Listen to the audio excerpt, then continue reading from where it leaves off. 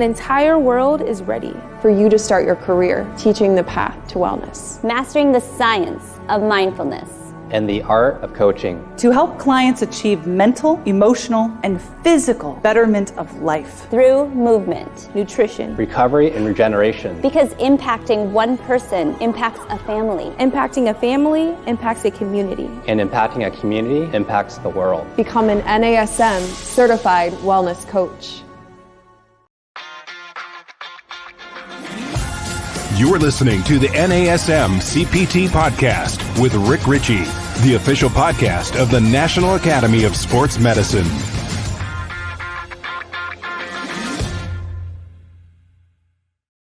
Hey, y'all, and welcome to the NASM-CPT Podcast. And today, I think first things first, shall we? Let's talk about the elephant in the room here. I know you're looking at this and you're going, something's off, something looks different, and it is true. My wife bought new pillows to go on the couch, so they look fantastic, and I'm very proud of her. No, for those of you that are actually watching the show, and for those of you that just listen to the podcast, you're going to have to do what my producer calls theater of the mind. But the people that are watching this show, there's something really stand out about how I look today. And I have a nice shiner. I've got a black eye over my left eye that is very, very prominent. So I can't just jump into the content and not have this conversation. So of course, you're gonna want to know what's going on, and I will share this with you. And I will preface this by saying it happened on Saturday, right before I was going with my wife to a charity fundraiser event for my children's school. And when I came home, she was like, no, why? And I was in jujitsu class and had no idea it happened. Went to the water fountain. People were like, what happened to your eye? And I said, which eye? I don't even know what eye we're talking about. I think what may have happened was that I was in side control, or as somebody was getting into side control and putting their arm down, maybe their elbow clipped the outside, that little lateral part of my eye, because it was swollen there. And so if you saw it then, it was dark, but it was very small. And I looked at it, and I told my daughter this too. She was like, oh, that looks bad. And I was like, nah, it's gonna look bad tomorrow and the next day. It's going to bleed down into the bags in my eyes. It's going to start to cover my eyelid. And she was like, Dad, it's true. It's way worse today than it was yesterday. And I was like, yeah, I know. Just wait for another week when it actually starts to really heal and it turns green and yellow. And she was like, ew. Anyway, this is not my first rodeo with the black eyes there. So with that being said, let's get into talking about what we're going to talk about today. Today's topic is actually because of a listener. So it's a listener request, and it's John Constantine, based in the UK, wanted me to talk about linear versus undulating periodization. So let's get into what it is, and then maybe what are some of the styles and when you can actually start to change and implement that periodization. So linear periodization is kind of what NASM will teach in the very beginning for the OPT model. And if you look at the OPT model, we've got the 3 levels and 5 phases. And you start in that first level, the stabilization endurance, and it'll say something like 4 to 6 weeks. And then 4 to 6 weeks, then you just move into the next one. So strength endurance, 4 to 6 weeks, hypertrophy, 4 to 6 weeks, going into the max strength, 4 to 6 weeks, power phase, 4 to 6 weeks. And that's linear. So you spend some time, a month, in each one of those, and then you just progress. So it'll take you 5 months to run through the model if you follow the model exactly the way it is. And you only do the 4 weeks in each one. So that is linear periodization. And then there is undulating periodization. And sometimes you look at what we refer to as daily, and sometimes it's weekly undulating periodization. So undulating would be like a Monday, Wednesday, Friday. If you're training somebody or you're working out yourself Monday, Wednesday, Friday, Monday is going to be stabilization, Wednesday strength, and then Thursday power. And you can go through undulating cycles like that within a week. So that would be your daily undulating programming. So that's your daily versus weekly. But let's look at a little bit of the research that's out there. So I only kind of went into two areas of research that I wanted to look at was the effects of linear undulating periodization for resistance training when it comes to muscle hypertrophy. And this is a systematic review and meta-analysis by Rick et al. And I think this is kind of an interesting one where it says the meta-analysis comparing linear periodization and daily undulating periodization indicated that the effects of the two periodization models on muscle hypertrophy are likely to be similar. However, more research needs to be done in the area, particularly among trained individuals and clinical populations. So there's similar outcomes when it comes to it. Now, this is interesting because that's a systematic review and a meta-analysis, but a lot of the stuff that I had read up until this point, and it may just be the journals that they're posted in, tend to lean towards undulating periodization when it comes to these outcomes. But this one, so based off of the meta-analysis, is really showing that they're similar. They're very similar. Well, Evans in 2019, and the previous one was a 2017 study. So Evans in 2019 wrote one. It's called Periodized Resistance Training for Enhanced Skeletal Muscle Hypertrophy and Strength. And this is a mini review. And so what I want to do is I want to read the full abstract because I think it's very interesting and I think it's going to be valuable. So give me a moment as we read through this. It says, prescribing the proper resistance training program is critical to optimize skeletal muscle hypertrophy and strength. Periodization is a strategy that entails planned manipulations of training variables to maximize fitness adaptations while minimizing the risk of overtraining. And that would be the case of just staying in one place for a very long time. Doing the same types of training will increase the risk of overtraining. All right, so back to it. Multiple meta-analyses have shown that periodized resistance training to be superior to non-periodized resistance training for enhancing muscular strength. Now let's sidebar again. Good. So now we're looking at a periodized model and through multiple meta-analysis saying that that's going to be better than random exercises.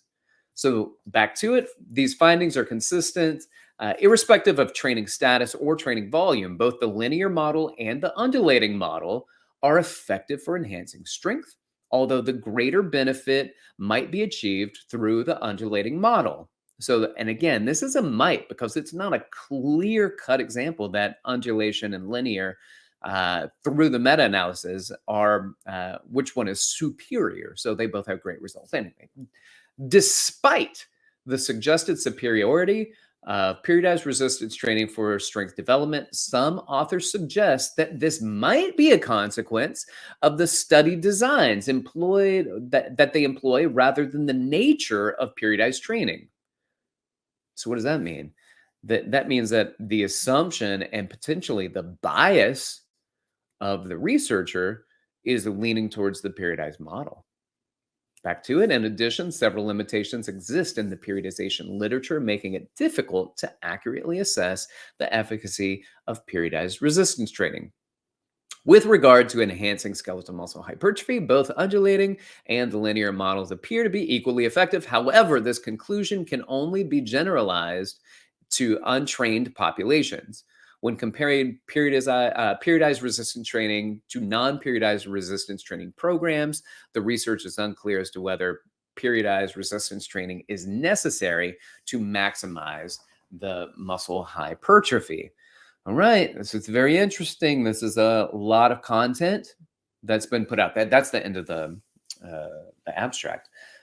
So periodization is better than non-periodization. It's definitely, we see that more in untrained, but what is it like in trained individuals? And is there a bias within the researchers that are showing this to be the case? However, when researching linear versus undulating, then maybe a slight nod towards undulating, but it's, as they said, it's pretty similar. They appear equally effective when it comes to skeletal muscle hypertrophy. So where does NASM stand? It's a good question. Interesting question, and I am glad you asked. Now, you'll see that our phases are all set up in those 4 to 6 week blocks, right? And so we're looking at microcycle, mesocycle, macrocycle. So microcycle could be a week, a macrocycle could be a year, and the mesocycles are all the breakups in between that you could look at, like weekly or monthly, depending on how you want to break it up. The periodization is we're learning to build neuromuscular efficiency when it comes to linear periodization.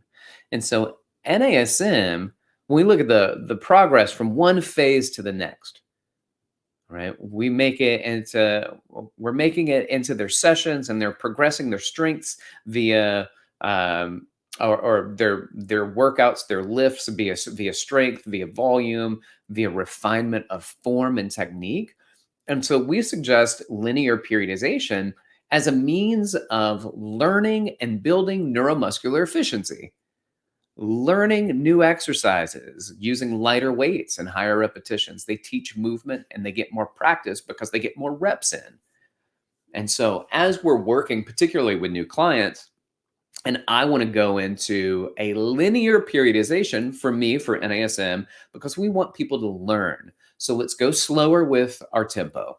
Let's keep it slower. Let's then focus on movement, and we're going to go higher repetition so you can practice that technique. You can practice your form. And then we build an endurance base. So now we're looking at building endurance and using endurance as a base. And then one of the other reasons we do that is because we want to make sure that our bones are strong enough, that our ligaments are strong enough, that we're building into those by prepping the body to support heavier weight. Now, can we just jump into lifting heavy things? We can, but we don't believe that's the best way to play. So we believe starting slower repetitions, starting at higher repetitions and lighter weight, and learning form and technique and rehearsing that in blocks, like 4 to 6 week blocks. And you go through all the phases of the OPT model with your clients, at least the ones that you plan on doing with them, because you may not go through all the phases. But once you go through that, you can now linearly, you can now go back and start adding in undulation. So the undulating after linear. So whatever phases you're going to go through. And if you go through all 5 phases of the OPT model, you've got basically 5 months of training before you'd get to undulating if you did them all. But the chances are you're not going to have clients that are going to want to go through or need to go through all 5. And there are some that you might get to power and say, let's do a power phase. I think it'll be fun, but maybe only for a week or 2, because that's not an ultimate goal. It's just a fitness strategy that we can start to take you into. Let's do a week or 2, and then we can pull out of that and then move back into some of the things that you really want to do. Now, for general fitness and you want to add all of the components of the model in, great. Or for general fitness, we also believe you could do phase 1, phase 3, and phase 5, because all that does is takes out hypertrophy and max strength, but you've got hypertrophy training in the first 2, and you've got max strength training in the 5th phase of the model. So you can do phases 1, 3, and 5. So when you get to the undulation, you can do weekly undulation, where you're starting out doing stability for 1 week, strength for another week, and then power for the 3rd week. Or you can do daily undulation. And the daily undulation would, let's say it's a Monday, Wednesday, Friday program. Wouldn't it be great if all of our clients trained 3 days a week and made this? It would really help our numbers and our planning if you could just train 3 days a week. But we know a lot of people are 2-day or 1, but let's just keep it at 3 days a week. And we'll go Monday, Wednesday, Friday, stabilization, strength endurance, and then power, right? So we can do Monday, stabilization endurance, Wednesday strength endurance, and then finally Friday on power. And you can cycle through that. In fact, any change that you do to programming is a different permutation to what it is that you're requesting of your clients. So you may even switch it up simply by switching which days you undulate which type of training. So if you did stability, strength, and then power, then the next week, you don't have to do it that way. You can do strength, endurance, and then power. So you can switch those up. And then at some point, you're going to want to get better at something. So if you're moving away just from general fitness, you want to get better at something like hypertrophy or strength, then you're going to want to find one, dig down in it, stick with it, stay within a linear phase, and really focus on building stability and endurance, or building strength and or hypertrophy. And there are a lot of people that may want to be in a hypertrophy phase. And with that, there are so many permutations within the hypertrophy phase that you can stay in it for longer than 6 weeks.